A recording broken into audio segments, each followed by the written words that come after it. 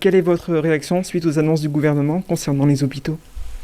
J'ai réellement le sentiment qu'il y a une écoute de la part du gouvernement et une volonté de soutenir le service public hospitalier.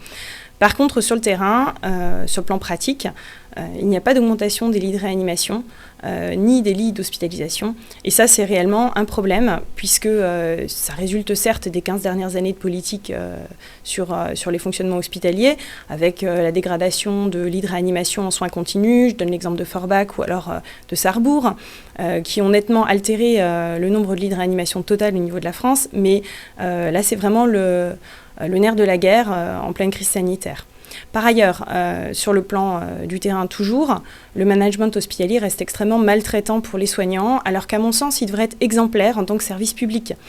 En termes de respect de la loi du travail, en termes de parité. Un exemple dans notre établissement, le directoire ne comporte, donc c'est une instance décisionnelle au niveau de l'établissement, ne comporte aucune femme médecin, il n'y a que des hommes. Il y a d'autres éléments, par exemple, les décideurs de procédure ne sont pas forcément des acteurs de terrain. Il n'y a parfois aucun acteur de terrain qui participe à la rédaction de procédures.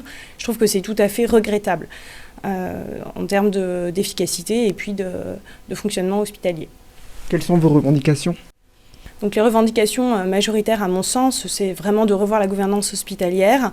La loi HPST nous a nettement retiré du poids en termes de décision au niveau des établissements. Et je pense qu'il faut vraiment rééquilibrer entre administratifs et soignants le poids décisionnaire. Il faut que les acteurs de terrain puissent avoir de nouveau un réel impact sur les décisions, que ce soit sur des éléments simples d'organisation de terrain, comme des décisions de projet en termes de vision d'avenir pour les établissements.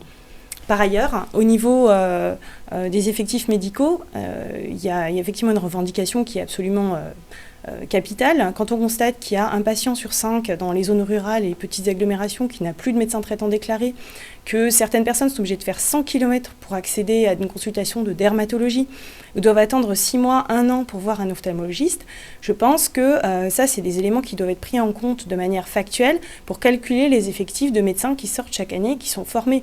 Je pense que là, réellement, il y a quelque chose à faire au niveau des facultés pour pouvoir anticiper les besoins en soins des citoyens, parce que l'accès aux soins, c'est quand même un droit de tout citoyen.